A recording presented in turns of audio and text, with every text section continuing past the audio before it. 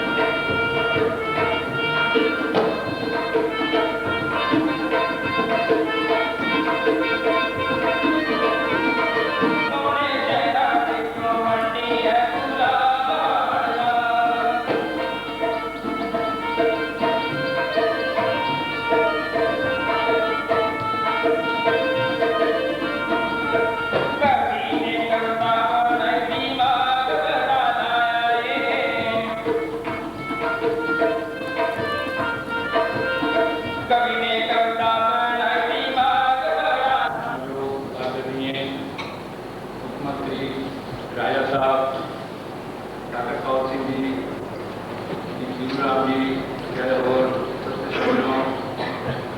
आज हमें बड़ी खुशी हुई है। कल हमने राजा साहब को जब अर्ज किया तो उन्होंने प्रवान की और आज उन्होंने यहाँ पर दर्शन किए। हमको बहुत ही खुशी हुई है और हम आज विश्वास करते हैं। चंद मिनटों में के लिए सिर्फ मैं अपनी नामधारी पंथ के बारे में थोड़ा ज़्यादा व्यक्त करूँगा। सारी नामधारी संप्रदाय सतगुरु राम सिंह जी ने आए तो 150 साल पहले शुरू हुई। उस वक्त सबसे पहले उन्होंने भक्ति का राह अपनाया और साथ ही भक्ति के साथ शक्ति भी उन्होंने प्रदान की। इसके साथ उन्होंने उस वक्त जो हालात थे उस वक्त अंग्रेज शासन ने अब दूसरे कई तरीकों से जो पंजाब पर कब्जा कर दिया था। सतगुरु राम सिंह जी ये नहीं चाहते थे कि बाहर से आकर हमारे ऊपर विदेशी इस तरह से हमारे मुल्क पर आकर कब्जा करें। उन्होंने बड़े अच्छे ढंग से लोगों को जागृत किया और मैं ये भी कह सकता हूँ कि जो तारीख उन्होंने शुरू की वो महात्मा गांधी जी ने उससे 70 साल पूर्व हुई चलाई।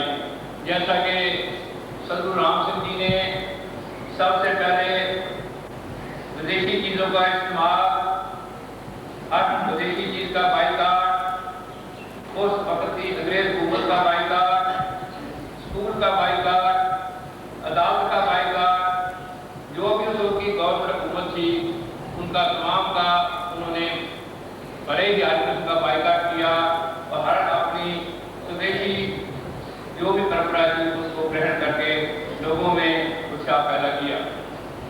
उस वक्त सबसे पहले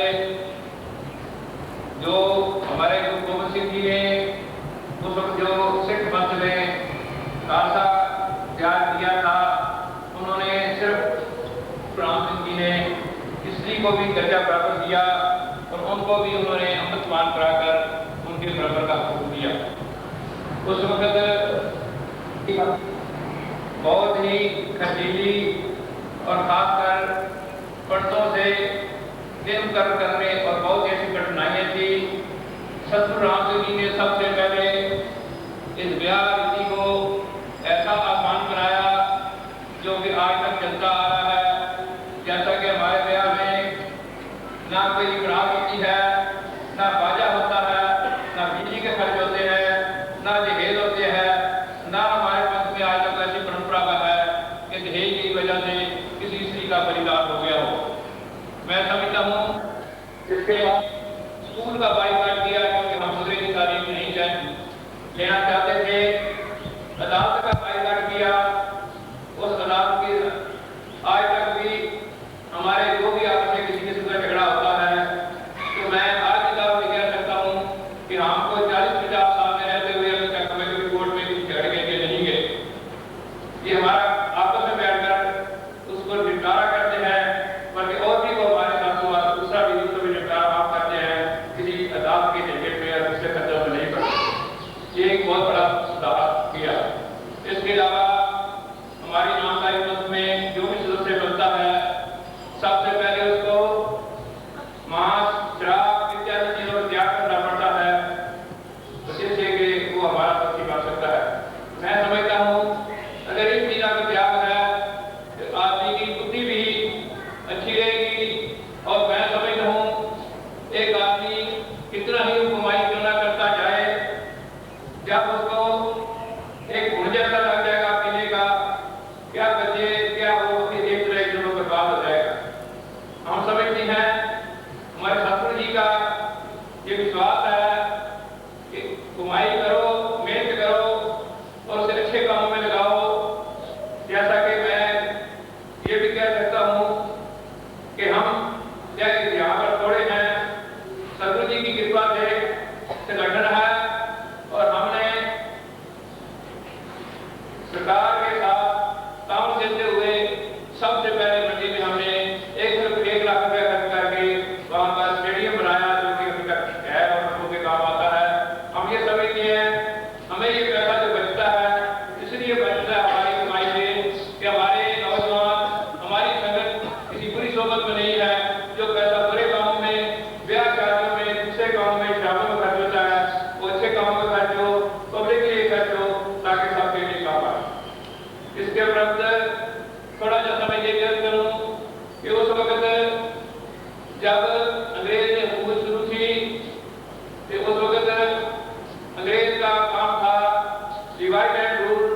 उन्होंने अंग्रेजों ने मुसलमानों और हिंदू सिखों को अलग करने की खातिर अमृतसर शहर में एक ऐसी जगह खोल दी स्लॉटर गैरों की जहाँ पर लोगों का बात करना शुरू हो गया।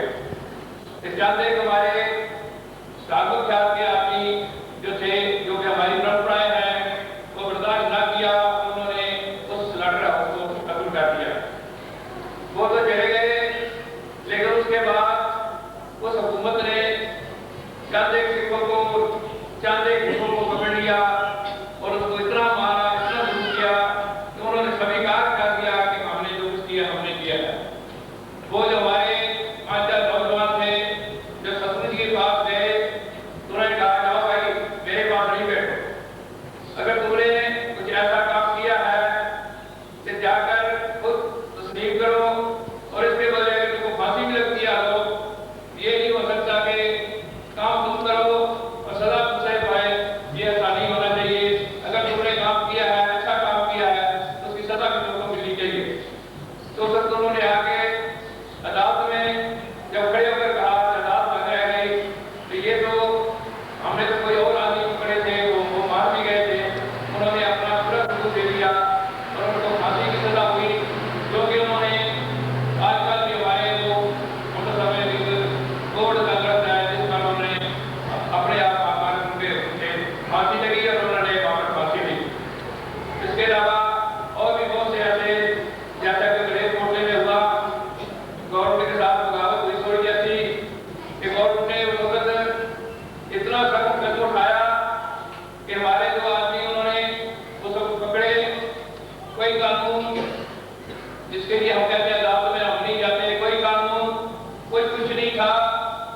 डिप्टी कमिश्नर कावन आया, उसने शाम को हुक्म दे दिया कि तोपों से उड़ा दिया जाए। तो उन्होंने उस वक्त महाराजा पटियाला, महाराजा जी, हमारे इलावा भी उनकी तोपें आई और बगैर कुछ मुकदमा चलाए, बगैर कुछ किए उनको ये सजा दी कि चूंकि ये हमारे खिलाफ होते हैं, हमारे हुक्म नहीं मानते, उनको बगैर कुछ मुकदमा चलाएंगे, ठाठ आदमी तोप से उड़ाकर कर दिए। इसके बदले में उसके बाद क्या हुआ, उन्होंने हमारे सतनाम सिंह जी को उस देश से बदले मिल दिया ताकि ये जो नामदारी है, ये नामदारी से कौन है गौर के खिलाफ कोई कदम ना उठा सके। और उन्होंने हमारे पैंट साहब के इधर पर 50 साल पूरा ऐसा प्रतिनिधि लगा दिया कि हमारे ना आ सके ना जा सके, ना कि हो सके, ताकि ये जो हमारे वो तो बागी कहते थे, ये बागी हैं, शरण ना उठा सके, ये खत्म हो जाए। मेरे दादाजी कहा करते थे कि जब हम एक शहर से दूसरी जगह जाना होता था, पहले हम खाने में जाकर चला देते कि हम फला जगह जा रहे हैं, अपना काम के लिए जा रहे हैं, दूसरी जगह जाकर बदला देते, इसलिए हम जरायत पेशा की शक्ल से हम कर सकते। तो जुल्म किए गए, तो जिससे कि हम ऐसा हमारे पर सुननी आई कि हम समाज में पछड़ गए। हमें बहुत से, क्योंकि हम देश का पहले ही पायकार था, ना तालीम लेते थे, ना स्कूलों में जाते थे, जिसका नतीजा ये हुआ कि हम कुछ अपने इस्लाम से पछड़ गए, तालीम के लिहाज से और दूसरे कामों के लिहाज से, क्योंकि हमको कोई अच्छी पाबंदी आई। उसके बाद साधु हरि सिंह जी उस वक्त थे, तो वो भी उनके जाने के बाद जब उन्होंने पैंट साहब में रहे कि गवर्नमेंट ने उनको 50 साल वहां पर नजर रखा, कहीं आने जाने ना दिया। उसके बाद साधु प्रताप सिंह जी आए, उस वक्त पंडित जी थे, पंडित जवाहरलाल जी थे, उनके साथ काफी मीटिंगें और हर काम में हिस्सा लेते रहे। बल्कि सबसे पहले जब पंजाब में कांग्रेस ने अपना चांस किया, उस वक्त के जो पंजाब में बड़ा भारी शिकारा था, तो जो उसका प्रबंध था, इस सरकार जी ने नामदारी संघ ने उसका अगुवाई की और उस वक्त गवर्नमेंट हैरान हो गई कि 200-250 उन्होंने घोड़सवार अपनी पर्ची पे आकर पुलिस की अगुवाई की और गवर्नमेंट तंग रह गई। और हमेशा ही हमारा नामदारी पंथ इस कांग्रेस साहब के साथ स्वागत देता रहा है और आज भी हमारे श्री सतगुरु जी देश की उन्नति के साथ साथ गवर्नमेंट साथ भी देते हैं और साथ साथ अपने बच्चों को, भले ही वो क्या योगदान है पढ़ने के लिए, अभी हम समझते हैं, अभी भी हम वैसे काफी पिछड़े हुए हैं, क्योंकि हमारे ऊपर उस वक्त के 50 साल हमारे पर पाबंदियां रही, स्कूलों में हम नहीं जा सके, पूरी तालीम नहीं ले सके। लेकिन आज हम अपनी भूख के होते हुए फायदे उठा रहे हैं, लेकिन फिर भी हम समझते हैं, अभी हम काफी कुछ मनाटी में होते हुए भी मैं सीएम साहब से विनती करूंगा कि जब हम माटी होते हैं, हमारा पूरा ध्यान रखा जाए, हम पूरा ही अपनी भूमि का साथ भी देते हैं और शांत से रहते हैं। किसी किस्म की कोई भी क्लियर से मेरी कोई कपड़ी घटना हमारी तरफ से नहीं हुई, हर वक्त हमने पब्लिक के साथ, गौर के साथ पूरा काम दिया है और देते रहते हैं और देते रहेंगे, क्योंकि मैं ज्यादा मत नहीं ले सकता, क्योंकि उसके मुख्य जी का ये भी सम्मान दिया है। मैं बहुत दिनों का भाई हूँ कि उनके पास सम्मान नहीं था, लेकिन मेरे कहने के अर्ज करने के बाद उन्होंने मेरी बहन को स्वीकार किया कि मैं उनका बहुत ही धन्यवाद करता हूँ। खासकर उनका भी डॉक्टर गौर सिंह जी का भी, जिन्होंने उनको यहाँ पर लाने के लिए साथ आने के लिए किया। मैं और भी जो साहिबान आए हैं, वीरू राम जी, सब का धन्यवाद करता हूँ, जिन्होंने यहाँ पर आकर आए हैं और आकर किया है, मैं सबका हम करता हूँ। तो साथ ही तेरी साथ से याद करूँगा, क्योंकि हम कुछ शराबत में रहते हैं और कुछ मनाटी में है, हमको कई दफा मुश्किल भी आता है कि कई दफा हमारा सीनियर आदमी होती है, लेकिन उसका ध्यान नहीं दिया जाता। लेकिन मैं भी याद कराऊंगा कि कुछ न कुछ इस बारे में जो हमारे साथ समझेंगे और हमारे पास लोग अपना मेरे बारे हाथ रखेंगे, इतना कहता हूँ उनके मामा का। और मैं सब उसके बाद से कहा गया कोई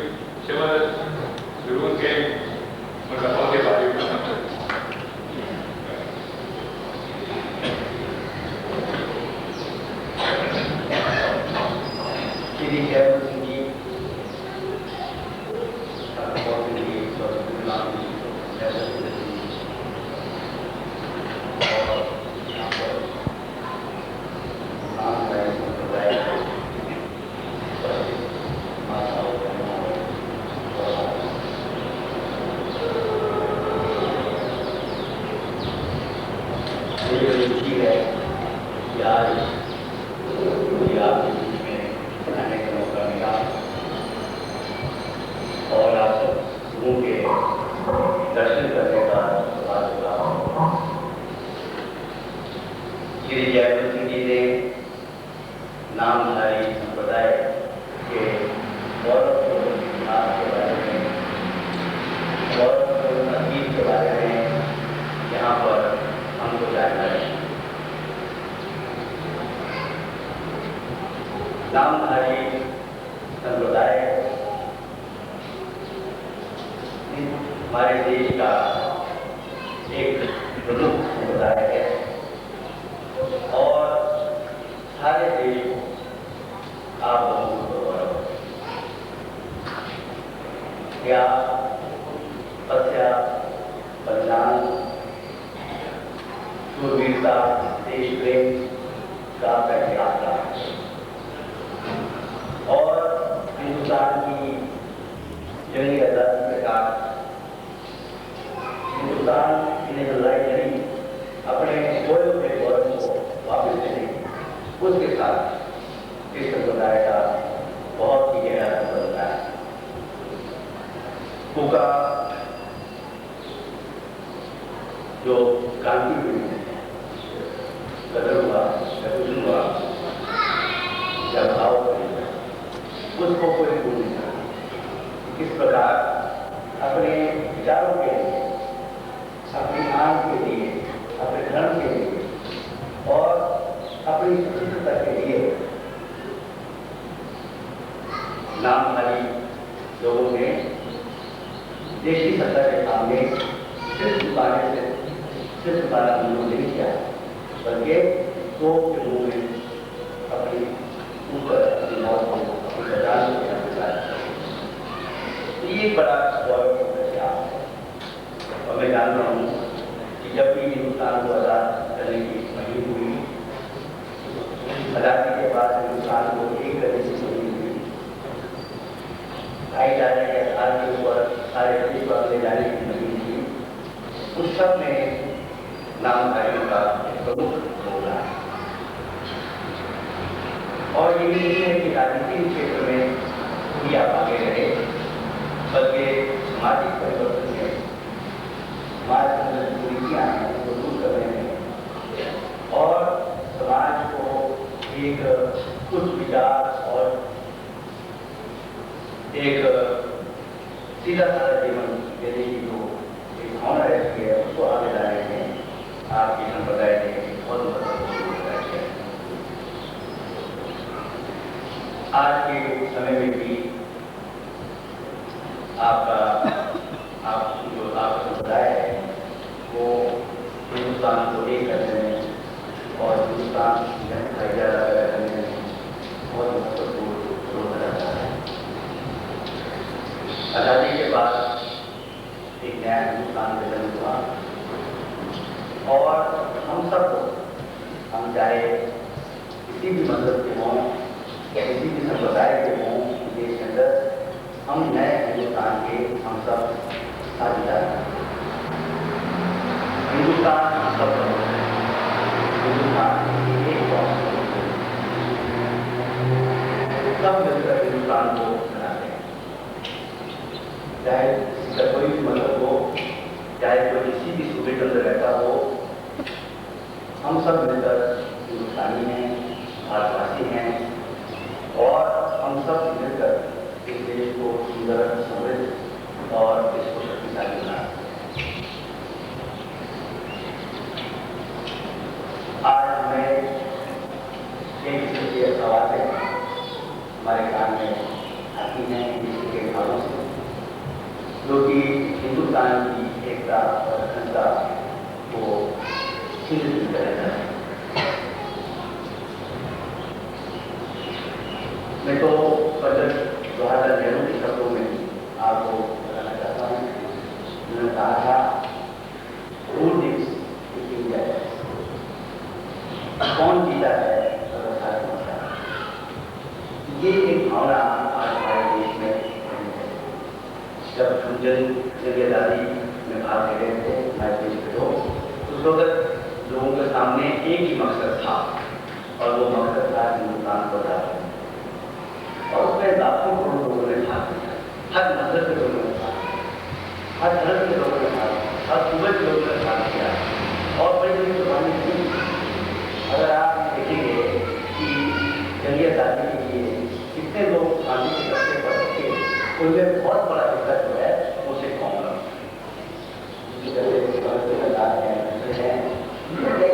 ऐसे लोग हैं जिनका नाम याद नहीं जाए, सैकड़ों की तादाद में लोग गांधी के रास्ते होते हैं। मुसलमानों ने अपनी कुर्बानी दी, सिखों ने दी, हिंदुओं ने दी, ईसाइयों ने दी, हर मजहब के लोगों ने, और सब लोगों की कुर्बानियों की वजह से हिंदुस्तान आजाद हुआ। और जो नया हिंदुस्तान बना वैसा हिंदुस्तान बना जो सफल है। आज हम मजहब के लिहाज से हम चाहे अपने हमारे यहाँ हों, माइनॉरिटीज हों, मगर राजनीतिक दृष्टिकोण से, सामाजिक दृष्टिकोण से हिंदुस्तान में कोई भी माइनॉरिटीज नहीं है, क्योंकि हर एक व्यक्ति को, हर एक भारत के नागरिक को, चाहे कोई भी हो, उसको समान आज हिंदुस्तान का हर पद जो है उससे ये होता है। आज किसी को ये बात नहीं है कि वो उस पद पर आसीन नहीं हो सकता है, उसका मदद हो नहीं है, जो कि हम कई बड़े पड़ोसी देश में बात होती है। इन सब चीजें हमें मिली। हमारा राज्य जो है धर्म निरपेक्ष राज्य है। धर्म निरपेक्ष राज्य का मतलब ये नहीं है कि हम धर्महीन राज्य।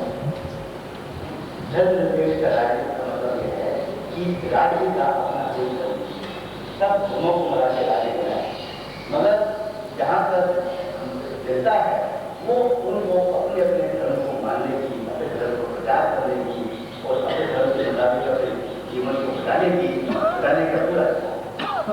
तो धर्म निरपेक्ष राज्य का मतलब ये नहीं होता कि धर्महीन राज्य, धर्म से बिना राज्य। सिर्फ ये है कि राज्य में और राज्य जो है सभी धर्मों को मान्य करेगा, ये इसका मतलब है। और आज हिंदुस्तान के अंदर हर एक को अधिकार है कि अपने धर्म के मुताबिक पालन। अभी पंजाब में कुछ घटनाएं हुई हैं, उससे सारे देश को, जहाँ तक धार्मिक मामलों का प्रश्न है, सरकार का फर्ज हो जाता है किसी भी कौम, किसी भी जाति की कोई धार्मिक मामले हैं, अगर कोई कौम ये महसूस करे कि हमारे धार्मिक काम में इस बात की कमी है, तो उसको एक बड़े परिवार के सदस्य समझते हुए हमें दूर करने की, मगर अगर हम धर्म धार्मिक बातों में हम राजनीतिक स्वतंत्रता सोचे तो वो उससे देश के लिए अभी जो पंजाब में घटना हुई उससे किसी को खुशी नहीं हुई है, उससे कोई हिंदुस्तान की एकता नहीं हुई, उससे उन तत्वों को ताकत मिली है जो कि हिंदुस्तान की एकता और अखंडता को कमजोर कर रहा है। हमें इस बात को नहीं भूलना चाहिए कि आज़ादी के 37 वर्षों के बाद भी आज भी हमारे देश के अंदर कुछ ऐसे लोग हैं जो धर्म के नाम के ऊपर, जाति के नाम के ऊपर, संप्रदाय के नाम के ऊपर वो देश को और आज देश के बाहर भी कई ऐसे रास्ते हैं जो कि हिंदुस्तान को एक मजबूत और उभरता हुआ देश करने करते। ये अंतर्राष्ट्रीय राजनीति है। आज दुनिया जो है दो बड़े बड़े और हर एक बड़ा जो बड़ी ताकतें हैं वो ये चाहते हैं कि जो बीच के मुल्क हैं वो हमारी स्थिति है, मगर पंडित जवाहरलाल नेहरू की लीडरशिप में हमने गुड प्रचेष्टा का आह्वान किया और ये कहा कि अंतर्राष्ट्रीय स्तर के ऊपर हम किसी भी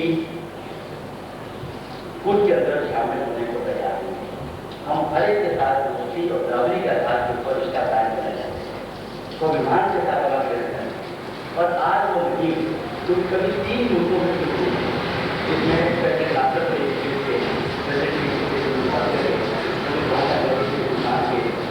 और जो कानून थे, जो रिश्ते थे, सिर्फ 3-4 नेताओं ने जो मुहिम शुरू की, आज दुनिया के अंदर वो एक बहुत बड़ी ताकत हो गई। और आज उस देश जो है उनकी ताकत कोई 103 से ज़्यादा उनकी तादाद हुई है और हमारे देश की प्रधानमंत्री ने कहा कि आज कुछ ब्रिटिश राज्य जो है उनकी वो है। तो संसार के कई लोग हैं वो नहीं चाहते हैं कि हिंदुस्तान मजबूत बने, क्योंकि वो जानते हैं कि 70 करोड़ लोगों का जो देश है कि किसी की झोली में पड़ने वाला देश है। हम चाहे गरीब भी हों, पिछड़े भी हों, तो 70 करोड़ लोग जो है दुनिया की जनसंख्या का एक बहुत बड़ा हिस्सा है और इसलिए चाहते हैं कि ये कमजोर है, हम पर आश्रित रहे, अगर हो सके तो उसके टुकड़े टुकड़े हों, ताकि जो छोटे छोटे टुकड़े होंगे उनको काबू करना और उनको प्रभाव डालना हमारे लिए आसान। इस दृष्टि से आज कई ताकतें हैं जो हिंदुस्तान को कमजोर करना चाहिए, परंतु इसमें दुख इस बात का होता है कि कई लोग आपस के अंदरूनी झगड़ों को लेकर उन विदेशी ताकतों के साथ मिलकर ऐसा काम करते हैं जिससे उनको अंदरूनी झगड़े हमेशा रहेंगे, हमारी मांगे भी हमेशा रहेगी। अगर आज मैं कहता हूँ मध्य प्रदेश पिछड़ा हुआ है, मुझे बिजली पैदा करने के लिए पैसा चाहिए, मुझे सड़कें बनाने के लिए पैसा चाहिए, मुझे और रुपया चाहिए अपने गरीब रोटी सब्जी के लिए, ये मैं मांग कर सकता हूँ। इसके लिए मैं भारत सरकार से लड़ नहीं सकता हूँ। तो इसका मतलब ये नहीं है कि मैं ये कह दूँ कि मुझे मध्य प्रदेश का अलग राज्य चाहिए, हिंदुस्तान से अलग करना है। एक परिवार के अंदर जब बैठे हैं, उसके 2 बच्चे हैं, 3 बच्चे हैं, वो अपने बाप से डर सकता है कि मुझे मेरी ये मदद करो, मैंने यहाँ पर दुकान खोलनी है, मैंने यहाँ पर जमीन देनी है, अपने पारिवारिक झगड़े होते हैं। इससे मतलब नहीं है वो ये कहते हैं कि नहीं मैं अपने बाप को मानता लगा दो। इस किस्म की भावना हमारी, इतना बड़ा देश हमारा है जिसमें 70 करोड़ लोग रहते हैं, कई भाषा के लोग रहते हैं और कई हमने सीखते हैं, डेवलपमेंट का प्रॉब्लम है, तरक्की का प्रॉब्लम है, कई किस्म की समस्या हमारे सामने है और होती रहेगी। रोज ऐसे मौके आएंगे जबकि हमको हमारे प्रदेश के अंदर तनाव है, प्रदेश और केंद्र के बीच में तनाव रहेगा, मगर इसका मतलब नहीं है कि हम एकता की जो हमारी छड़ियाँ हैं हमको ये बातें सुनी। और आज जो वहाँ पर जो घटनाएं हैं, आज आतंकवादियों ने उनका किया, पवित्रता को भंग किया और ऐसे लोगों को पवित्र स्थानों में आश्रय दिया जिसका सही स्थान जो है वो ये स्थानीय विचार हमारी तरफ होना चाहिए था। तो उससे सारे पंजाब भारत सरकार ने पहले पूरे बातचीत के जरिए, शांति के जरिए इस समस्या को हल करने की कोशिश की, मगर जब ये संभव नहीं हो पाया तो फौजी कार्रवाई वहाँ पर हुई और मैं समझता हूँ उस कार्रवाई करने से सिर्फ पंजाब की रक्षा नहीं हुई है बल्कि सारे एक बात हमें समझनी चाहिए कि वो अगर कार्रवाई कोई वहाँ हुई तो किसी कौम के खिलाफ नहीं थी, किसी मजहब के खिलाफ नहीं थी, बल्कि उन लोगों के खिलाफ थी जिन्होंने की कानून को अपने हाथ में लेकर आतंक फैलाकर और कई प्रकार के हत्याओं को करके उन्होंने, मैं समझता हूँ, अपने जो मजहब है उसकी जो सीख है उसके विरुद्ध। और कई लोग ये कहते हैं कि साहब फौज गई है और वहाँ पर आतंकवादियों को वहाँ निकाला, उसकी वजह से गुरुद्वारों की पवित्रता भंग हुई। बिल्कुल गलत बात है। मैं ये कहता हूँ पवित्रता भंग किसने की? पवित्रता भंग होने की दिनों की पवित्र स्थानों में जाए, तो पूजा का स्थान है, आस्था का स्थान है, श्रद्धा का स्थान है, जहाँ लोगों ने सदियों से और पुष्पों से अपनी आस्था और श्रद्धा से वहाँ पर उन स्थानों को बनाया, उनकी मान्यता की, वहाँ पर जाकर उन्होंने दूसरे काम आशीर्वादियों वहाँ पर उठे, वहाँ से एक किस्म का वो एक केंद्र बन गया सारे पंजाब में हथियार करने का। क्या पवित्रता उन्होंने उनकी उन्होंने ये काम किया और जब फौजी कार्रवाई हुई और उनको वहाँ से बाहर निकाला गया तो मैं समझता हूँ उससे पवित्रता भंग नहीं हुई, बल्कि उससे जो भंग हुई पवित्रता थी वो जैसे कायम तो हमको एक सही दृष्टिकोण से जो लोग नुक्ताचीनी करते हैं किताब वहाँ पर जो आतंकवादी करते थे और इसलिए वो बाहर निकालने में काम हो उसे तो ये समझना चाहिए स्वतंत्रता उन्होंने भंग की, इन्होंने भी आतंकवादियों को वहाँ रहने जो आतंकवादी वहाँ पर रहे, उग्रवादी वहाँ पर रहे,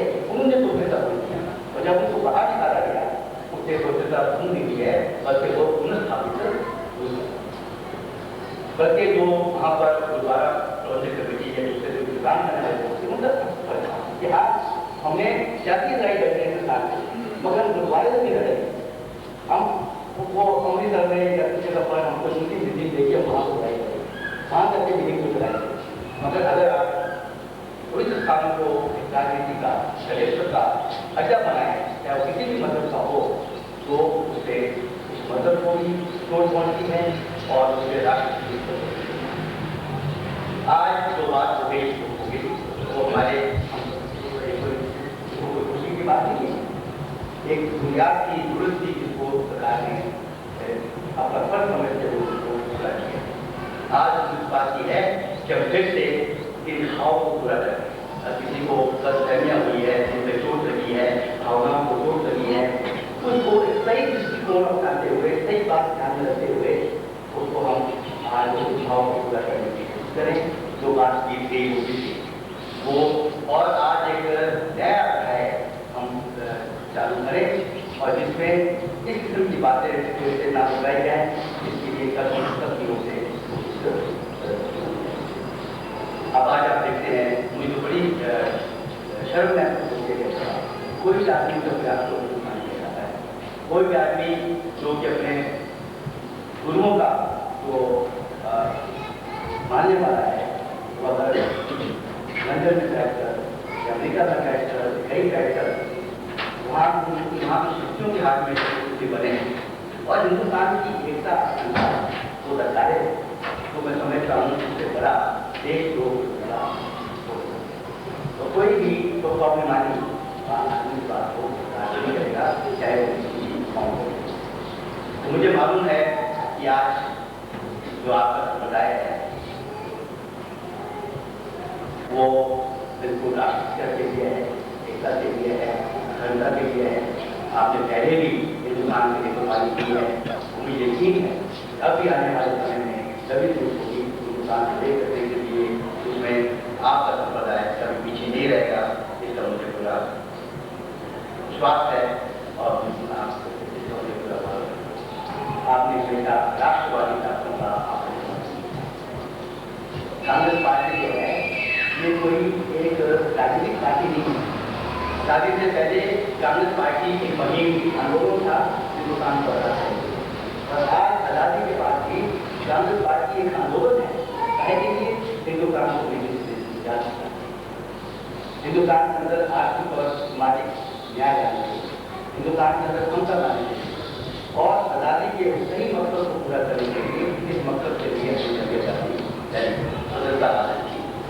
तो आज जब हम कांग्रेस पार्टी का राष्ट्रवादी का कई थाने में एक परंपरा बनी जिस परंपरा में आपने राष्ट्र के आजादी के आंदोलन का समर्थन किया क्योंकि वो आंदोलन खत्म नहीं हुआ उसका रूप जो हमने लड़ाई करने की आंदोलन हमने शुरू किया था उसका रूप बदल गया।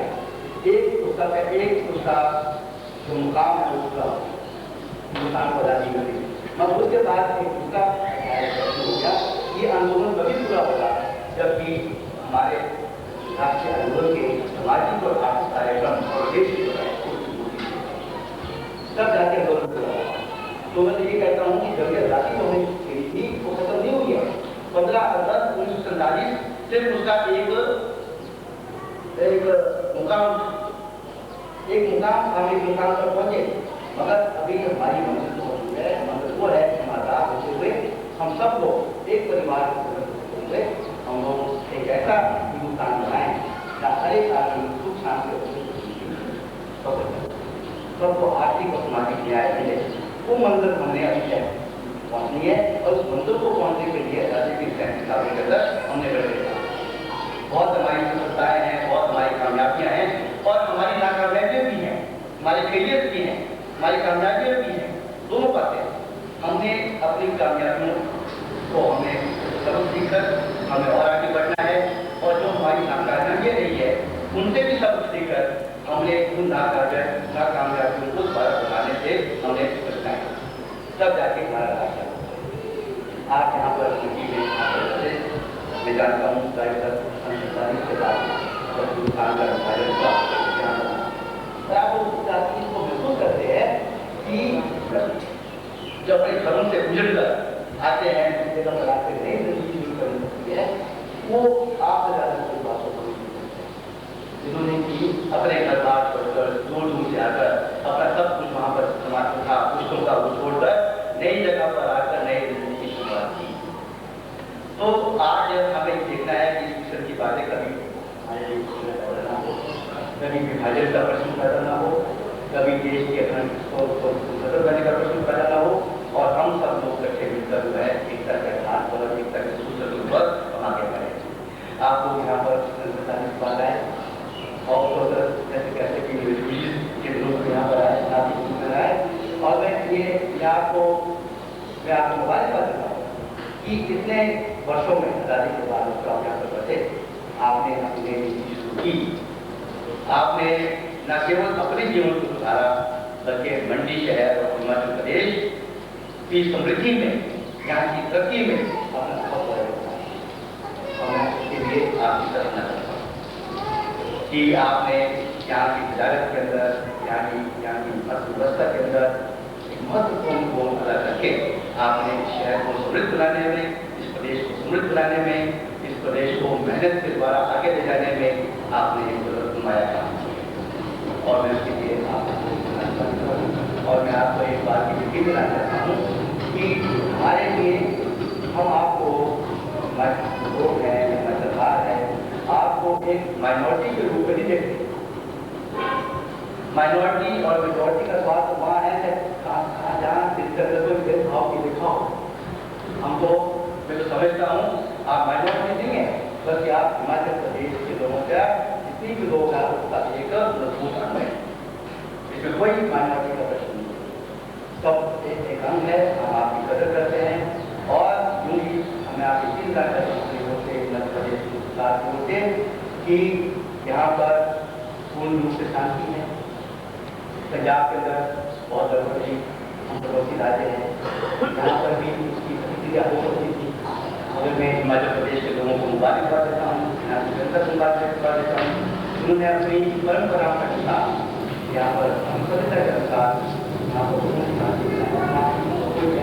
घटना नहीं हुई जो जिससे कि हमारे प्रदेश के लोगों की माथे के ऊपर दलन करने का ये बाहर की परंपरा है।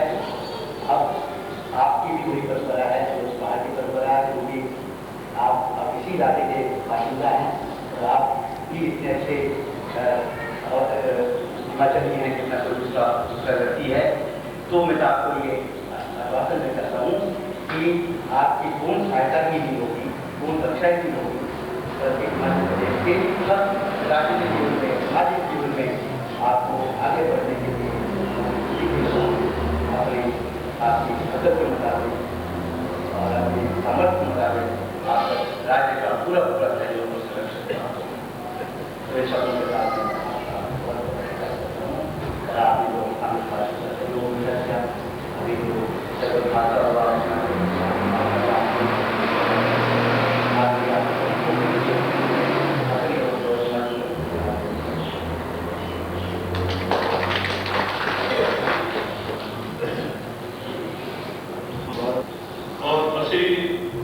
अगे भी जब दिया करते हैं सानू इस तरह मां बख्शते हैं और आप के दर्शन देते हैं, इस तरह नुमाइंदे हैं और अगों भी इस उम्मीद रखेंगे कि जो भी असं याद करेंगे इस तरह सानू दर्शन देते हैं।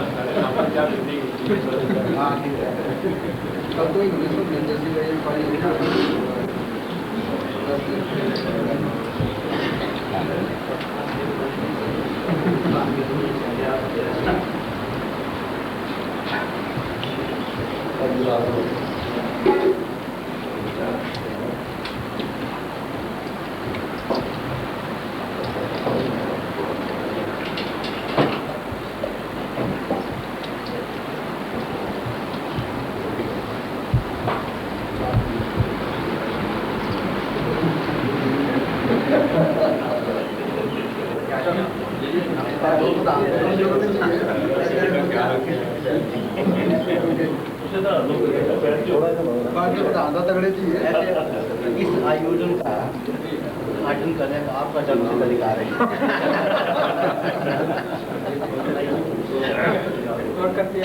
हाँ, वह तो वही प्रधान तो वही ही हमारे, उसके अलावा भी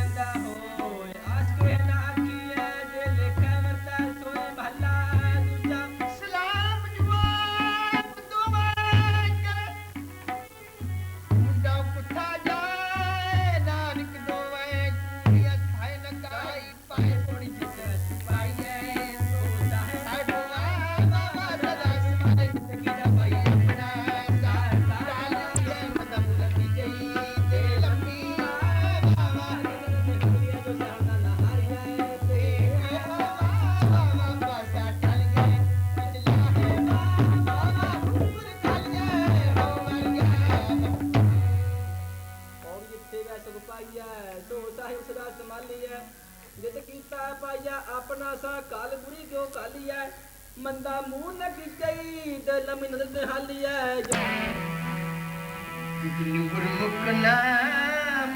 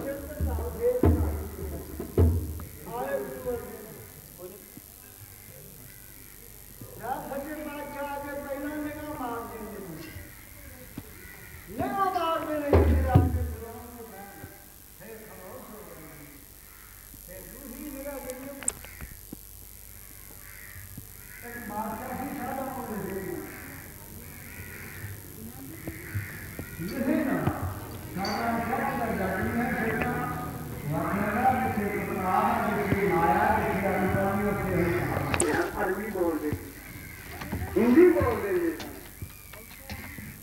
आप अपनी जवाबा नहीं लाइए सिखा पंजाबी कर मेरे नाम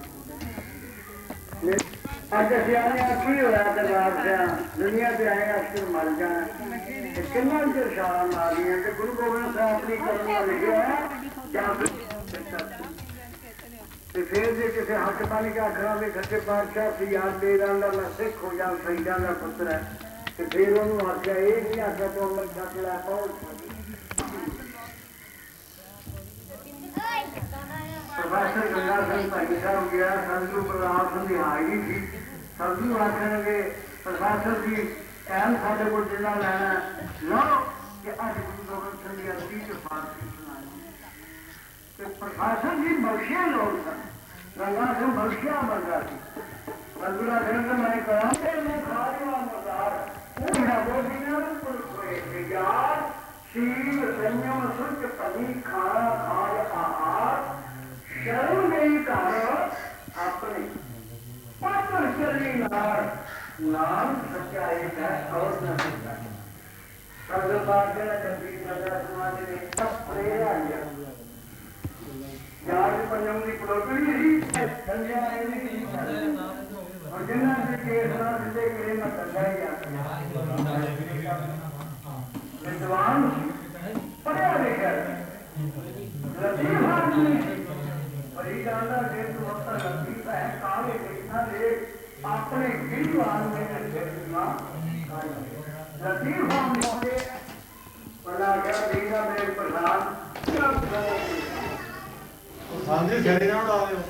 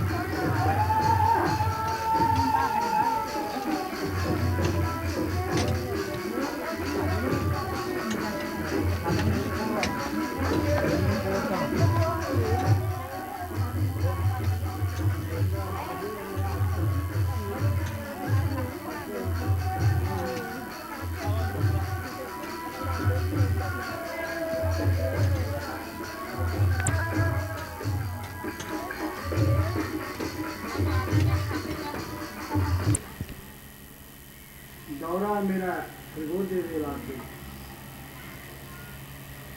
45 तक दौरा चला गया 47 तक साढ़े सूबे का पिंड सी भगत सिंह का सजनू जाके बुढ़ा सिंह घर आते ने मैं बाबे मिर सिंह को जाना असी सुनते थे हाँ जिवें पिंगलिया बाबा मिर सिंह असा आख्या छुट्टी मिलनी चाहिए असी दर्शन करके करिए बार बार मरते गई सन बाबे मिसरी गल चलती पाई गोलियां तोड़ी इशारा हाथ च मारा पैरी पवे मिल गए सदनू प्रताप सिंह जरा सी भार जवानी सी शाह मार मार के तुरदा नहीं तो सूरमा आदमी मगरों मिले असी भी शाह मार मार मगर सदगुरां ने तुरे गए ਉੱਥੇ ਬਾਬੇ ਰੰਗ ਗਏ ਨੇ ਸਤਿਗੁਰਾਂ ਨੇ ਕੀਤਾ पलटी है ना जेडी उन्होंने क्या मोह मरने का चाहे मरोगे हर के द्वार कहते माचार पूछे कौन है पड़ा हमारे बाहर कमीटी कहते मेरे से चाह है पर मैं मरा किथे आंदे है जे द्वारे के क्यों वो थां पहुंच चली है ਉਹਦੇ ਵਿੱਚ ਕੀ ਵਾਦਾ ਕਮੇਟੀ ਕਹਿੰਦੇ ਨੇ ਮੈਂ ਜਦੋਂ ਮਰਿਆ ਨਾ ਤੇ ਉਹਨਾਂ ਦੇ ਦੁਆਰੇ ਅੱਗੇ ਮਰਿਆ ਨਾ ਜਦੋਂ ਮੈਂ ਜਾ ਕੇ ਉੱਥੇ ਉਹਨਾਂ ਦੇ ਦੁਆਰੇ ਪਿਆ ਤੇ ਜੇ ਉਹਨਾਂ ਨੇ ਇਹੋ ਪੁੱਛ ਲਿਆ ਵੀ ਇੱਥੇ ਕੌਣ ਪਿਆ ਤੇ ਮੇਰਾ ਉਹਦੇ ਵੀ ਬਾਲਦਾਰਾ ਹੋ ਜਾਏਗਾ ਮਾਚਾਰ ਪੁੱਛੇ ਕੌਣ ਹੈ ਪਰਾ ਹਮਾਰੇ ਬਾਹਰ ਆਂਦੇ ਮੇਰਾ ਇਹਨੇ ਵਿੱਚ ਬੜਾ ਹੋ ਜਾਏਗਾ ਉਹ ਜਿਹੜੀ ਮੈਂ ਇਹ ਤੁਹਾਡੇ ਕੋਲ ਅੱਜ ਕਰ ਰਿਹਾ ਹਾਂ ਹੁਣ ਇਹ ਜਗ੍ਹਾ ਦੇ ਉੱਤੇ ਸਾਡੇ ਸੰਤ ਪਰਮੇਸ਼ਵਰੀ ਔਰ ਇਸ ਵਸਾ ਦੇ ਆਪਣੇ ਹੋਏ ਤੇ ਇਸ ਜਗ੍ਹਾ ਦੇ ਉੱਤੇ ਔਰ ਲੜਕਾ ਖੋਤਾ ਆਪਣੀ ਮਾਤਾ ਨੂੰ ਇਹ ਗੱਲ ਕਹਿੰਦਾ ਆਂਦਾ माता ऐसी मर्जी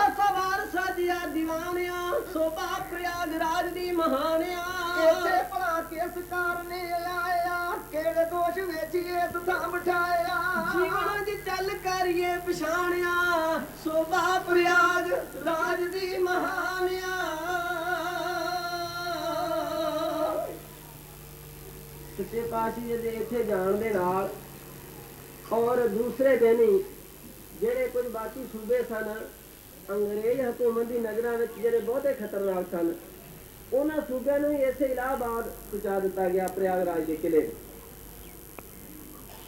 सच्चे पातशाह गए ने और साथियों के नाल सवेरे आसा दी वार दा कीर्तन होंदा, सारा दिन सत सत दी विचार होंदी है, पिछले पैर दीवान सजदा है, नितनेम होंदा है, गुरबाणी दा कीर्तन होंदा है ਉਹ ਜਿਹੜੇ ਲੋਕ ਨੇ ਉੱਥੇ ਰਹਿਣ ਵਾਲੇ ਆਸੇ ਪਾਸੇ ਦੇ ਲੋਕ ਵੇਖ ਕੇ ਹੈਰਾਨ ਹੋਏ ਕਿ ਇਹ ਜਿਹੜੇ ਨੇ ਇੰਨੀ ਖੁਸ਼ੀ ਵਾਲੇ ਲੋਕ ਔਰ ਕੀਰਤਨ ਕਥਾ ਕਰਦੇ ਨੇ, ਇਹਨਾਂ ਦਾ ਇਸ ਜੇਲ੍ਹ ਖਾਨੇ ਵਿੱਚ ਕੀ ਕੰਮ ਹੈ? ਜੇ ਕੈਦੀ ਨਹੀਂ ਤੇ ਫਿਰ ਇੱਥੇ ਕੀ ਲੈਣ ਆਏ ਨੇ? ਔਰ ਇੱਥੇ ਆਏ ਨੇ ਜੇ ਕੈਦੀ ਨੇ ਤੇ ਫਿਰ ਇਹਨਾਂ ਨੂੰ ਕਥਾ ਕੀਰਤਨ ਕਿਵੇਂ ਸੁਝਦਾ? ਗੁਰੂ ਸਾਹਿਬ ਗੁਰਬਾਣੀ ਵਿੱਚ ਫਰਮਾਉਂਦੇ ਨੇ ਕਿ ਜੋ ਨਰ ਦੁੱਖ ਮੈਂ ਦੁੱਖ ਨਹੀਂ ਮਾਨੈ, ਸੁਖ ਸੁਨੇਹ ਔਰ ਭੈ ਨਹੀਂ ਜਾ ਕੇ ਕੰਚਨ ਵਾਟੀ ਮਾਨੈ। 20 ਤਰ੍ਹਾਂ ਦੀ ਅਵਸਥਾ ਹੈ ਜੋ ਦੁੱਖ ਸੁਖ ਵਿੱਚ ਸਮਾਨ ਰਹਿੰਦੀ ਹੈ। ਸਤਿਗੁਰੂ ਸੱਚੇ ਪਾਤਸ਼ਾਹ ਆਪ ਔਰ ਉਹਨਾਂ ਦੇ ਸਾਥੀ ਜਿਹੜੇ ਦੁੱਖ ਸੁਖ ਤੋਂ ਉੱਚੇ ਸਨ, ਇਸ ਪ੍ਰਯਾਗਰਾਜ ਦੇ ਕਿਲੇ ਵਿੱਚ ਕਥਾ ਕੀਰਤਨ ਦਾ ਜਦੋਂ ਪ੍ਰਵਾਹ ਚੱਲਦਾ ਵੇਖਿਆ ਤਾਂ ਉਹਨਾਂ ਲੋਕਾਂ ਦੇ ਮਨਾਂ ਵਿੱਚ ਉਹਨੇ ਉਹਨਾਂ ਲੋਕਾਂ ਨੂੰ ਦੱਸਣ ਦਾ ਯਤਨ ਕੀਤਾ ਕਿ ਇਹ ਲੋਕ ਕੌਣ ਨੇ। ਇਸ ਤਰ੍ਹਾਂ ਉਹ ਬਾਤ ਕਉ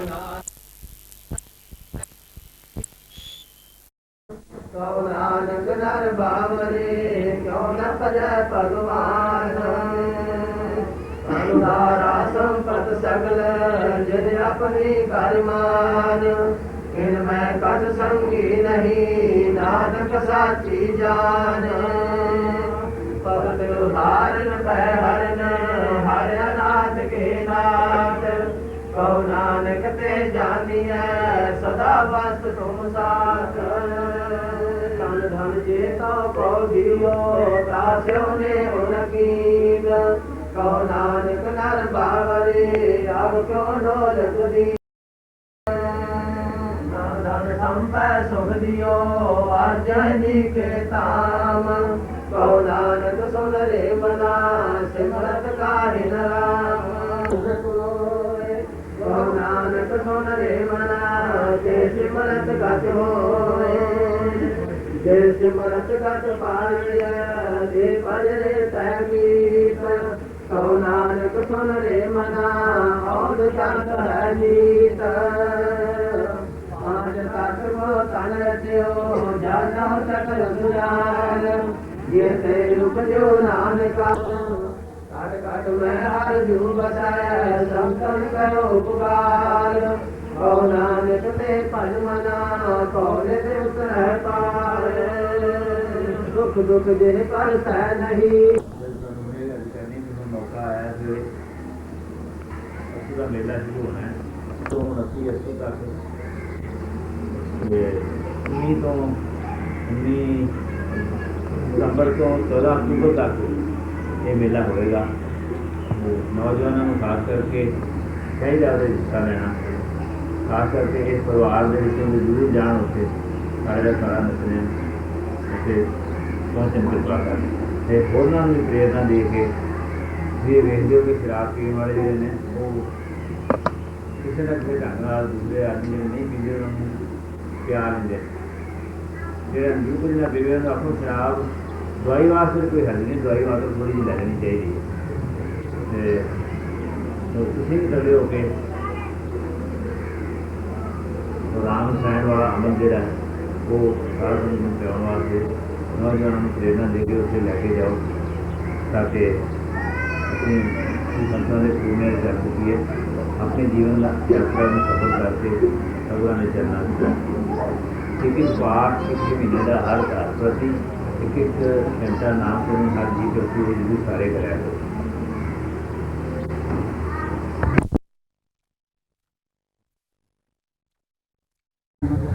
अगे भी पैना ना पैना साढ़े वास की गल नहीं।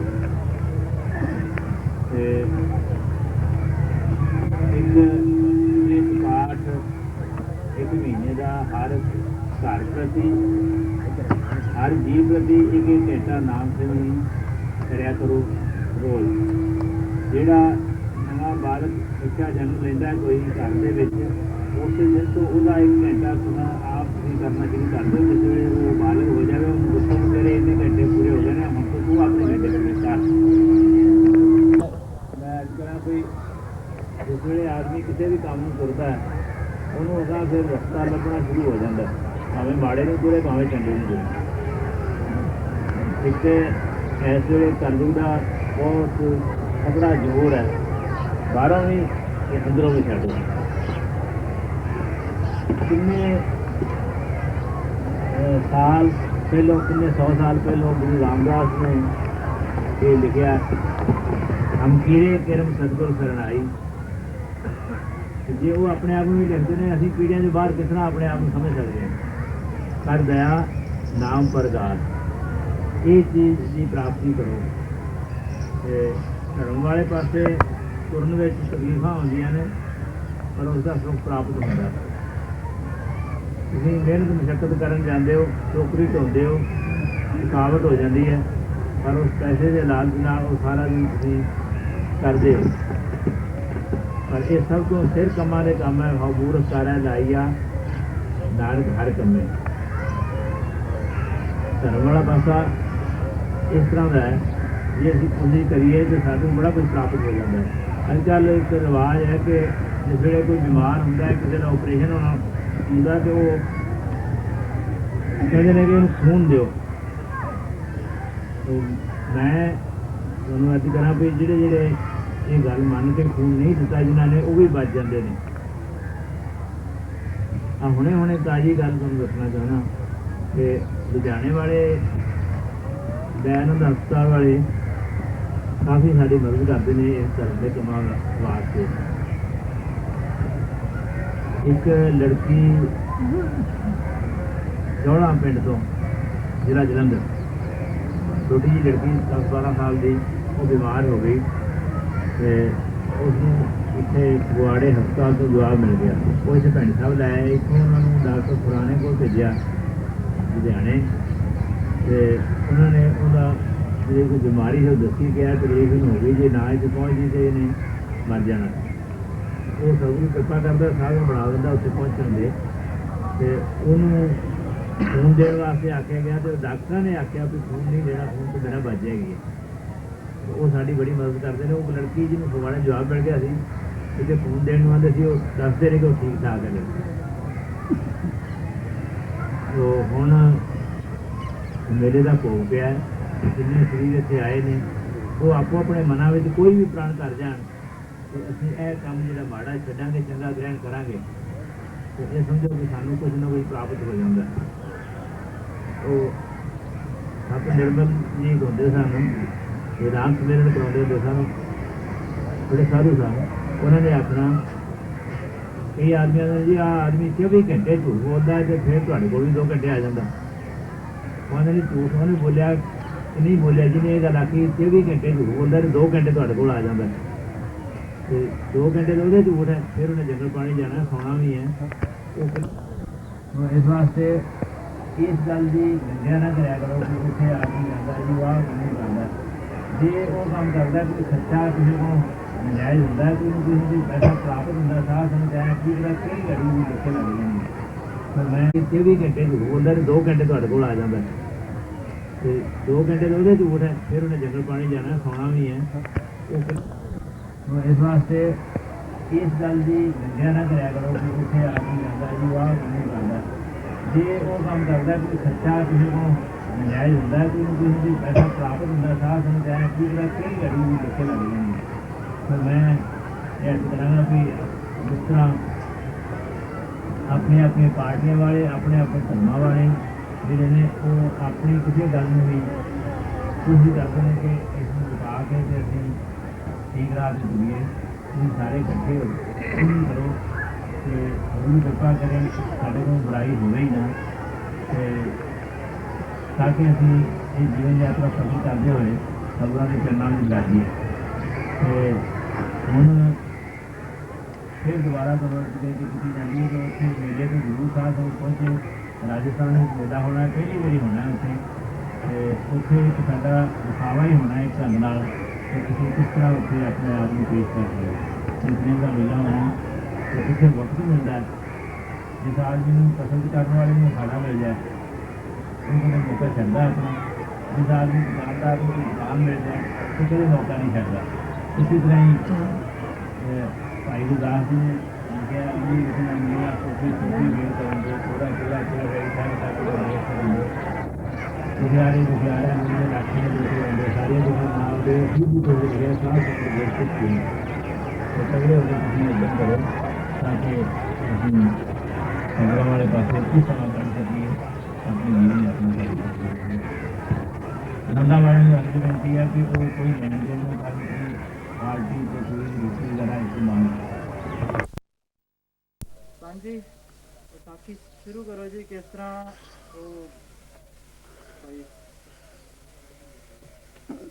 संत माघा ਸਿੰਘ ਦਾ ਭਤੀਜਾ ਪ੍ਰੀਤਮ ਸਿੰਘ ਉਹਨਾਂ ਤੋਂ ਕੋਈ ਗੁਨਾਹ ਹੋ ਗਿਆ ਤੇ ਸੂਬਾ ਬਹਾਵਲਪੁਰ ਦਾ ਜਿਹੜਾ ਹਾਕਮ ਸਿੰਘ ਸੀ ਉਸ ਨੇ ਉਸ ਨੂੰ 15 ਦਿਨ ਦੀ ਤਨਖਾਹ ਲਾਤੀ ਵੀ 15 ਦਿਨ ਭੈਣੀ ਸਾਹਿਬ ਲਾ ਕੇ ਆ ਤੇ ਮਾਘਾ ਸਿੰਘ ਆਖੇ ਵੀ ਉੱਥੇ ਤੈਨੂੰ ਸਾਨੂੰ ਰੁਪਈਏ ਲਾ ਦੇ ਡੰਨ ਜਿੰਨੇ ਲਾਉਣੇ ਆ ਤੇ ਉੱਥੇ ਭੈਣੀ ਸਾਹਿਬ ਨਾ ਕੱਲ ਤੇ ਉਹਨੇ ਨਾ ਘੱਲਿਆ। ਇੱਥੇ ਸਤਿਗੁਰੂ ਪ੍ਰਤਾਪ ਸਿੰਘ ਆਏ ਕਿ ਉਹਨਾਂ ਦੇ ਨਾਲ ਹੁਣ ਖੇਡਦੇ ਰਹੇ ਸੀਗੇ। ਮਾਘਾ ਸਿੰਘ ਹੋਣੀ ਬੜਾ ਆਪਣੇ ਜਾਣੇ ਮਾਣ ਰੱਖਦੇ ਸੀ ਤੇ ਅਰਜ਼ ਕੀਤੀ ਵੀ ਸੱਚੇ ਪਾਤਸ਼ਾਹ ਸੂਬੇ ਨੇ ਸਾਨੂੰ ਤਨਖਾਹ ਤਾਂ ਲਾਈ ਹੈ। ਉਹਨੇ ਆਖਿਆ ਵੀ 15 ਦਿਨ ਭੈਣੀ ਸਾਹਿਬ ਜਾਓ ਤੇ ਮੈਂ ਆਖਿਆ ਸੀਗਾ ਵੀ 15 ਰੁਪਈਏ ਲਾ ਦਿਓ ਤੇ ਭੈਣੀ ਸਾਹਿਬ ਨਾ ਮੈਨੂੰ ਇਹਨੂੰ ਕੱਲੋ ਸਤਿਗੁਰਾਂ ਦੇ ਤੂੰ ਭੈਣੀ ਸਾਹਿਬ ਕੱਲ ਦੇ ਤੇ ਉਹਨੇ ਜਿਹੜੀ ਤਨਖਾਹ ਲਾਈ ਆ ਉਹਦੇ ਨਾਲ ਫੇਰ ਸੁਲਝਾਂਗੇ ਤੇ ਤੂੰ ਇਹਨੂੰ ਭੈਣੀ ਸਾਹਿਬ ਘੱਲ ਦੇ। ਆਦਾ ਜੀ ਜੇ ਉਹਨੂੰ ਭੈਣੀ ਸਾਹਿਬ ਘੱਲਤਾ ਤੇ ਅਸੀਂ ਫਿਰ ਭੁੱਖੇ ਮਰਾਂਗੇ। ਸਤਿਗੁਰ ਆਖਣ ਲੱਗੇ ਕਿਉਂ ਭੁੱਖੇ ਕਿਉਂ ਮਰੋਗੇ? ਆਖੇ ਜੀ ਅਸੀਂ ਕਰਜ਼ਾ ਦੇਣਾ ਇੱਥੇ। ਆਖਣ ਲੱਗੇ ਕਿੰਨਾ ਕਰਜ਼ਾ ਦੇਣਾ? ਉਹਨੇ ਤੈਨੂੰ 200 ਰੁਪਈਆ ਬੜੀ ਭਾਰੀ ਚੀਜ਼ ਸੀ ਤੇ ਆਖਣ ਲੱਗਾ ਜੀ ਅਸੀਂ 200 ਰੁਪਈਆ ਕਰਜ਼ਾ ਦੇਣਾ। ਸਤਿਗੁਰ ਆਖਣ ਲੱਗੇ ਹਰਨਾਮ ਸਿਆਂ ਇਹਨੂੰ 200 ਰੁਪਈਆ ਦੇ ਦੇ। ਲੈ ਵੀ 200 ਰੁਪਈਆ ਲੈ ਕੇ ਜਿਹਦਾ ਕਰਜ਼ਾ ਦੇਣਾ ਤੇ ਉਹ ਦੇ ਕੇ ਤੇ ਤੁਸੀਂ ਸਾਰੇ ਭੈਣੀ ਸਾਹਿਬ ਆਓ ਇੱਥੇ ਭੁੱਖੇ ਕਾਹਨੂੰ ਮਰਨਾ। ਉਹ ਰੁਪਈਆ ਨਾ ਲਿਆ ਤੇ ਨਾ ਕਰਜ਼ਾ ਕਿਸੇ ਨੂੰ ਦਿੱਤਾ ਤੇ ਟਲ ਗਿਆ ਤੇ ਫਿਰ ਲੱਗੇ ਭੁੱਖੇ ਮਰਨ। ਧਰਮ ਸਿੰਘ ਉਹ ਪ੍ਰੀਤਮ ਸਿੰਘ ਘਰੇ ਤੇ ਘਰੇ ਹੁੰਦਿਆਂ ਫਸਲ ਹੋਣੋਂ ਹਟ ਗਈ ਤੇ ਲੱਗੇ ਭੁੱਖੇ ਮਰਨ। ਜਿਹੜੇ ਅੱਗੇ ਬੋਰੀ ਬੋਰੀ ਉਗਰਾਹੀ ਦੀ ਦਿੰਦੇ ਹੁੰਦੇ ਸੀਗੇ ਤੇ ਉਸ ਦਿਨ ਉਸ ਵਾਰੀ ਸਾਰੀ ਇੱਕ ਬੋਰੀ ਉਗਰਾਹੀ ਦੀ ਹੋਈ। ਸਾਰੀ ਫਸਲ ਦੀ ਉਗਰਾਹੀ ਇੱਕ ਬੋਰੀ ਹੋਈ ਤੇ ਭੁੱਖੇ ਮਰਨ ਤੇ ਹਾਰ ਕੇ ਉੱਥੋਂ ਆਪਣਾ ਜੁੱਲੀ ਮੰਜਾ ਚੱਕ ਲਿਆ। ਚੱਕ ਕੇ ਤੇ ਸਤਿਗੁਰੂ ਫਿਰ ਸਾਰੇ ਉਹ ਬਹਾਵਲਪੁਰ ਦੇ ਸੂਬੇ ਤੇ ਹੋਰ ਇਕੱਠੇ ਹੋ ਕੇ ਆਖਣ ਲੱਗੇ ਵੀ ਸੱਚੇ ਪਾਤਸ਼ਾਹ ਮਾਘਾ ਸਿੰਘ ਨੂੰ ਬਖਸ਼ੋ। ਸੱਚੇ ਪਾਤਸ਼ਾਹ ਆਖਣ ਲੱਗੇ ਇਹਨੂੰ ਭੈਣੀ ਸਾਹਿਬ ਘੱਲਦੇ ਪ੍ਰੀਤਮ ਸਿੰਘ ਨੂੰ। ਆਖੇ ਜੀ ਭੈਣੀ ਸਾਹਿਬ ਤਾਂ ਨਹੀਂ ਘੱਲਦਾ ਮੈਂ। ਤੇ ਸਤਿਗੁਰ ਆਖਣ ਲੱਗੇ ਫਿਰ ਚੰਗਾ ਲੈ ਵੀ ਕੋਈ ਇਹਨੂੰ ਮਾਘਾ ਸਿੰਘ ਨੂੰ ਘਰ ਨਾ ਵੜਨ ਦੇਵੇ। ਜਿਸ ਵੇਲੇ ਉਹ ਸਮਾਂ ਆਇਆ ਤੇ ਫਸਲ ਕੋਈ ਨਾ ਹੋਵੇ ਉੱਥੋਂ ਅੱਗੇ ਕੁਕਾਰੀ ਰਹਿੰਦੇ ਸੀ। ਫਿਰ ਇੱਧਰ ਬੀਕਾਨੇਰ ਦੀ ਹੱਦ 'ਚ ਆ ਗਏ। ਇੱਥੇ ਆ ਕੇ ਉਹਨਾਂ ਨੇ ਕਮਾਦ ਬੀਜਿਆ ਤੇ ਕਮਾਦ ਬੜਾ ਭਾਰੀ ਹੋਇਆ ਤੇ ਆਖਣ ਲੱਗੇ ਲੈ ਵੀ ਹੁਣ ਰੋਗ ਕੱਟਿਆ ਗਿਆ ਹੁਣ ਅਸੀਂ ਠੀਕ ਹੈ। ਤੇ ਕੁਦਰਤ ਐਸੀ ਹੋਈ ਕਮਾਦ ਇੱਕ ਵਿਗਾ ਪੈਲੀ ਸੰਨ 'ਚ ਪਈ ਤੇ ਕਿਸੇ ਨੇ ਹੋਰ ਆਪਣਾ ਕਮਾਦ ਪੀੜ ਕੇ ਪੈਲੀ ਵਿਹਲੀ ਹੋ ਗਈ ਤੇ ਉਹਨੇ ਖੋਰੀ ਨੂੰ ਅੱਗ ਲਾਈ।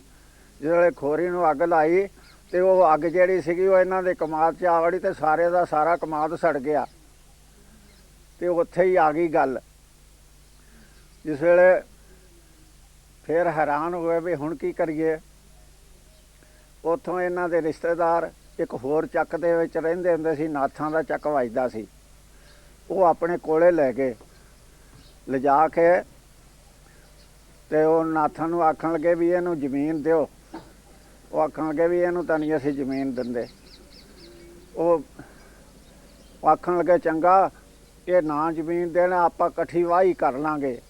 ਤੇ ਉਹਨਾਂ ਨਾਥਾਂ ਨੇ ਆਖਿਆ ਜੇ ਤੁਸੀਂ ਇਹਨਾਂ ਦੇ ਨਾਲ ਇਕੱਠੀ ਵਾਹੀ ਕੀਤੀ ਨਾ ਤੇ ਤੁਹਾਨੂੰ ਨਹੀਂ ਜ਼ਮੀਨ ਦੇਣੀ। ਤੇ ਉਹ ਜਿਸ ਵੇਲੇ ਉਹਨਾਂ ਦੀ ਲੜਕੀ ਦਾ ਵਿਆਹ ਸੀ ਤੇ ਫਿਰ ਕੋਈ ਆਨੰਦ ਪੜ੍ਹਾਉਣ ਨਾ ਆਵੇ।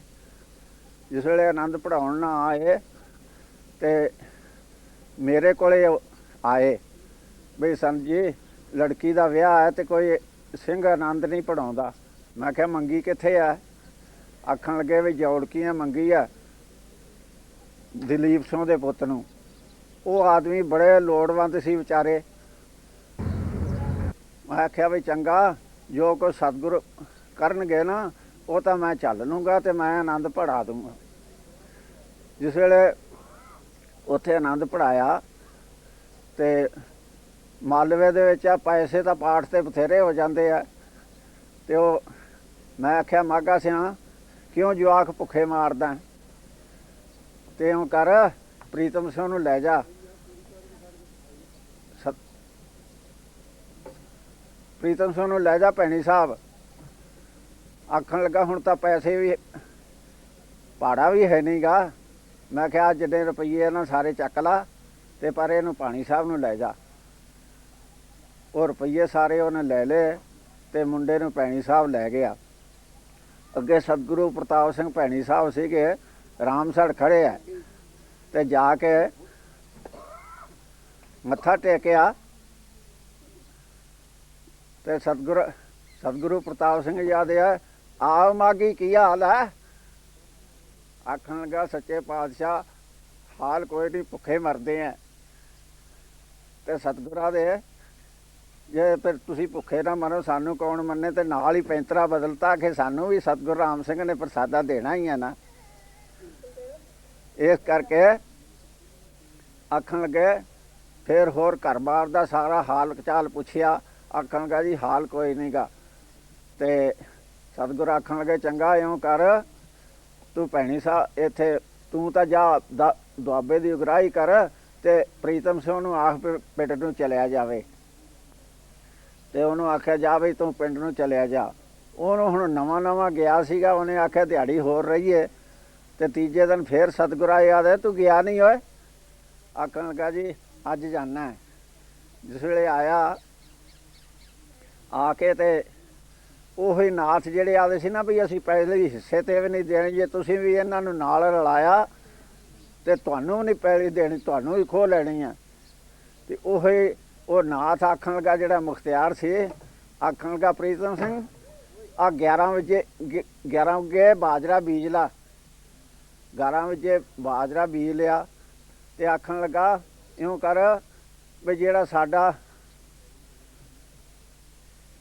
ਮਾਲ ਹੈ ਉਹ ਤੂੰ ਗੰਗਾ ਨਗਰ ਤੂੰ ਲਿਜਾਇਆ ਕਰ। ਉਹਨੇ ਦਿਨ 5 ਰੁਪਈਏ ਹੁੰਦੇ ਸੀ ਗੱਡੇ ਦੇ, ਅਤੇ ਬਲਦ ਚੰਗੇ ਇਹਨਾਂ ਦੇ ਸੀਗੇ, ਅਤੇ ਉੱਥੇ ਭੈਣੀ ਸਾਹਿਬ ਆਪਣਾ ਰੋਜ਼ ਗੰਗਾ ਨਗਰ ਜਾਇਆ ਕਰੇ ਅਤੇ 5 ਰੁਪਈਏ ਰੋਜ਼ ਦੇ ਲੈ ਆਇਆ ਕਰੇ। ਉੱਥੋਂ ਸਾਲ ਭਰ ਰਹੇ, ਸਾਲ ਭਰ ਜਿਸ ਵੇਲੇ ਰਹੇ ਅਤੇ ਫਿਰ ਉਹ ਸਤਿਗੁਰਾਂ ਨੇ ਜੀਵਨ ਨਗਰ ਜ਼ਮੀਨ ਖਰੀਦੀ ਸੀਗੀ, ਇੱਥੇ ਉਹਨਾਂ ਨੂੰ ਲੈ ਆਂਦਾ। ਲਿਆ ਕੇ ਅਤੇ ਇੱਕ ਮਰਬਾ ਸਤਿਗੁਰਾਂ ਨੇ ਦਿੱਤਾ ਉਹਨੂੰ। ਅਤੇ ਹੁਣ ਜੀਵਨ ਨਗਰ ਦੇ ਇਲਾਕੇ 'ਚ ਉਹ ਰਹਿੰਦੇ ਆ, ਨੰਜਣ ਸਿੰਘ ਅਤੇ ਉਹਦਾ ਭਰਾ ਛੋਟਾ ਜੀਤ ਸਿੰਘ ਦੋਵੇਂ ਆ। ਅਤੇ ਬੜੀ ਸਤਿਗੁਰੂ ਦੀ ਕਿਰਪਾ ਉਹਨਾਂ 'ਤੇ। ਅਤੇ ਕਿੱਥੇ ਤਾਂ ਉਹ ਜਦੋਂ ਆਦੇ ਸੀਗੇ ਵੀ ਅਸੀਂ ਭੁੱਖੇ ਮਰਾਂਗੇ ਅਤੇ ਪ੍ਰੀਤਮ ਸਿੰਘ ਦੇ ਹੁੰਦਿਆਂ ਭੁੱਖੇ ਮਰਨ ਲੱਗ ਪਏ। ਅਤੇ ਜਦੋਂ ਸਤਿਗੁਰਾਂ ਦੀ ਸ਼ਰਨ ਗਏ ਅਤੇ ਫਿਰ ਨਵੇਂ ਸਿਰੇ ਹੀ ਉਹ ਬਾਦਸ਼ਾਹ ਬਣਾਤੇ। ਇਸ ਤੋਂ ਇਹ ਸ਼੍ਰੀਮਾਨ ਸੰਤ ਜਗਤ ਸਿੰਘ ਜੀ ਬਿਰਧ ਅਵਸਥਾ ਵਿੱਚ ਵੀ ਤੁਰਿਆ ਨਹੀਂ ਜਾਂਦਾ, ਅਤੇ ਇਸ ਤਰ੍ਹਾਂ ਹੌਲੀ ਹੌਲੀ ਚੱਲ ਕੇ ਵੀ ਸਾਧ ਸੰਗਤ ਦੇ ਵਿੱਚ ਸਤਿਗੁਰੂ ਜੀ ਦੇ ਅਤੇ ਸਾਧ ਸੰਗਤ ਦੇ ਦਰਸ਼ਨ ਕਰਨ ਜਾਂਦੇ।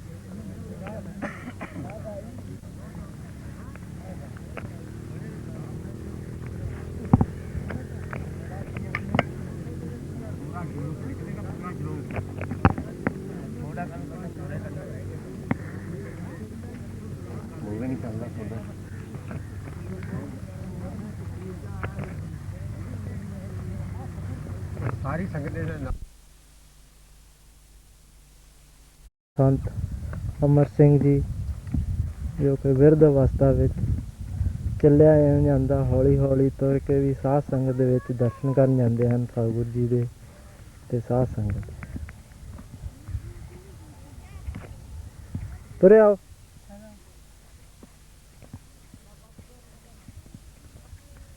ਨੂੰ ਬੰਦ ਕਰ ਦਿਓ।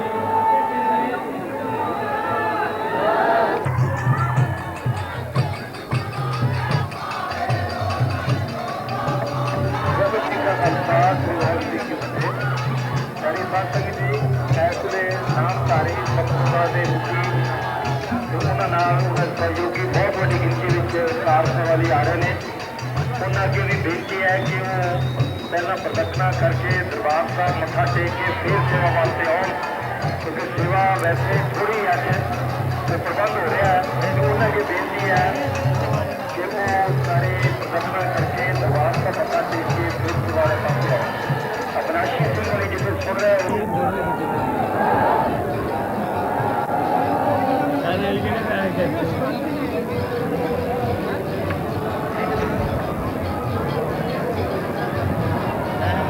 Pamain ka lagi kami.